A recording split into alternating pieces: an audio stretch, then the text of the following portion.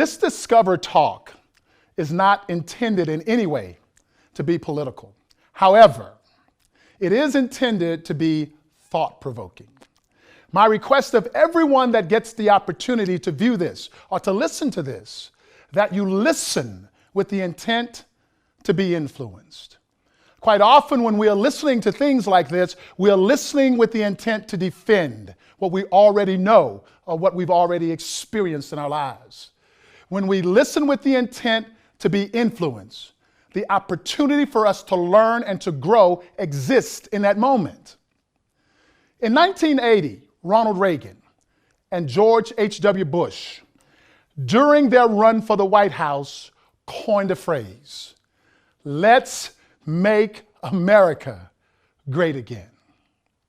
Former President Bill Clinton criticized the phrase as being racist.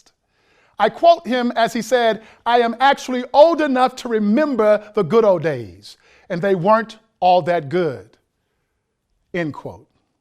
Now, depending on your perspective, depending on your context of great again, that may be a true statement or it may not be. Donald Trump, during his bid to become president of the United States, borrowed the tagline, "Make America Great Again." Wait, let's take a second look at that. Make America great again. My question to you is, when exactly was America great? I do not know the context, "Make America Great Again," that President Reagan meant. I don't know the context of what President Trump meant by "Make America Great Again." But what I do understand is that the context is a return to a past place in time. A return in history to a time that is identified as optimal, happy, abundant, acceptable, good, pleasing, or satisfying. Again is an adverb that modifies or qualifies an adjective or verb, expressing relationship to a place, time, circumstance, manner, cause, or degree.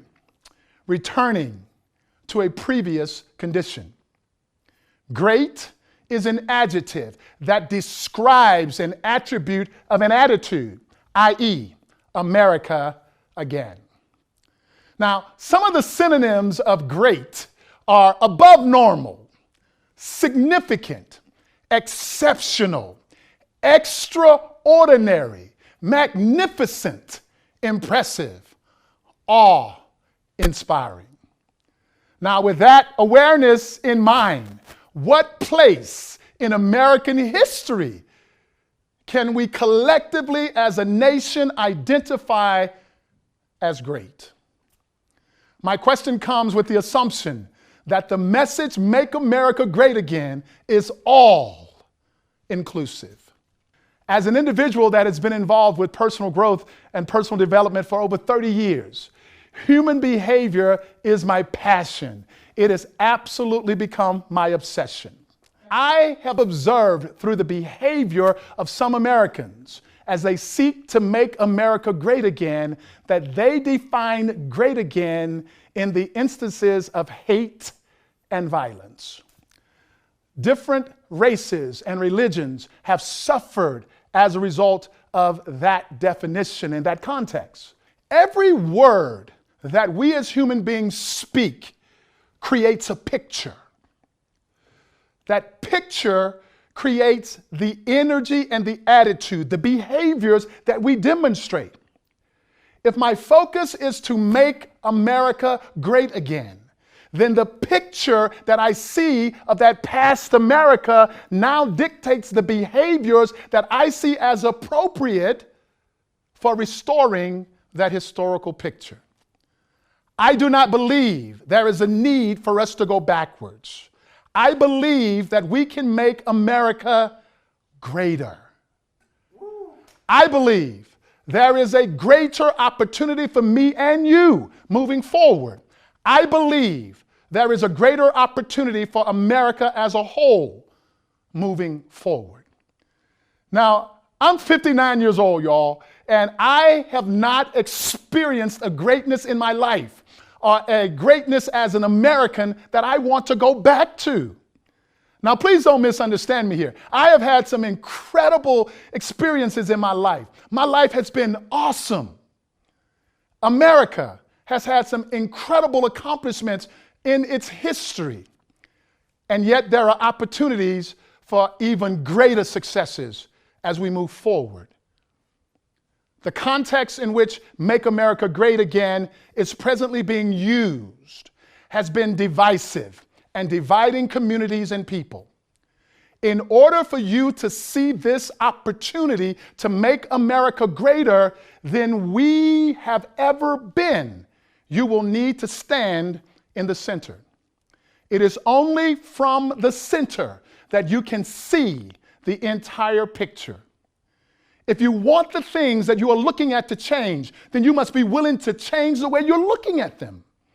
If you are only looking at them from your historical perspective, you will only see a portion of what's available to you. You will only see a portion of the picture. There is a greater America in front of us.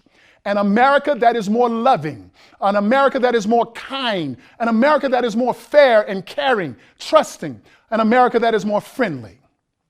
A greater America where people are not judged by the 1% visible to the human eyes. A greater America where people are judged based on their character.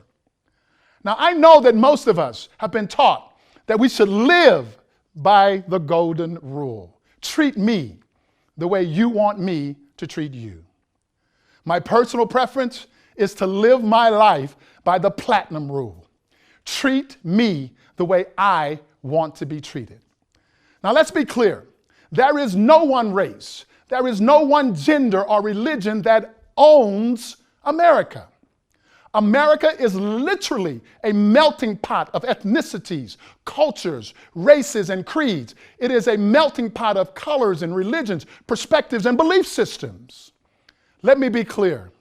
There are very few facts in this world, y'all, but there are a tremendous amount of interpretations.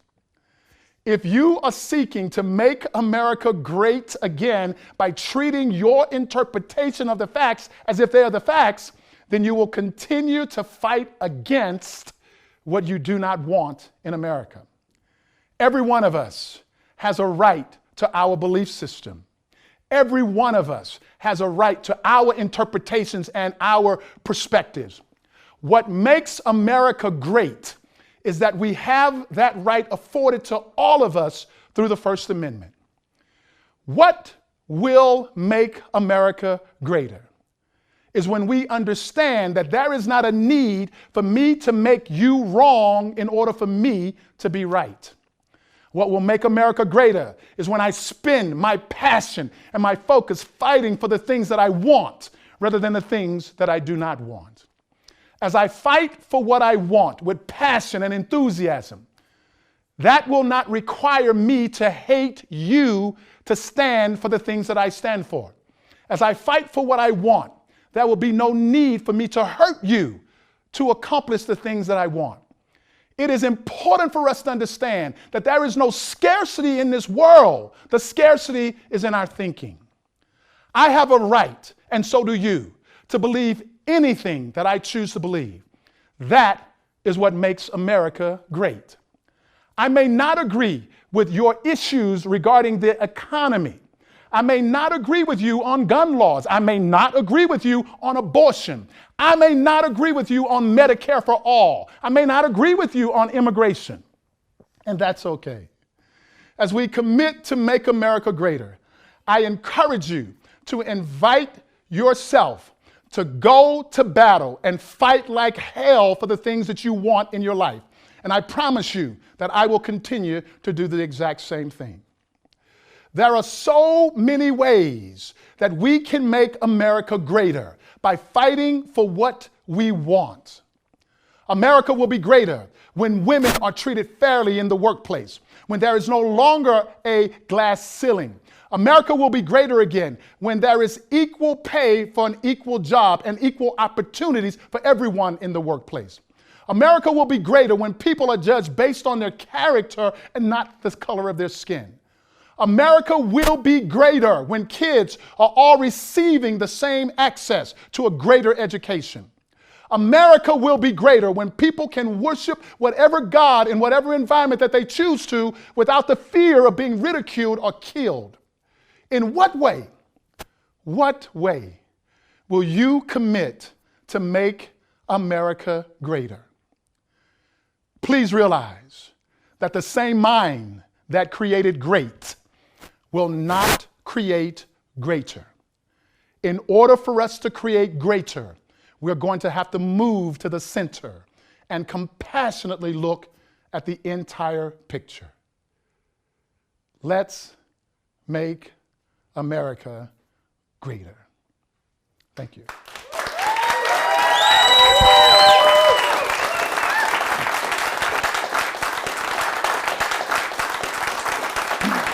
Thank y'all. Thank y'all. Thank y'all.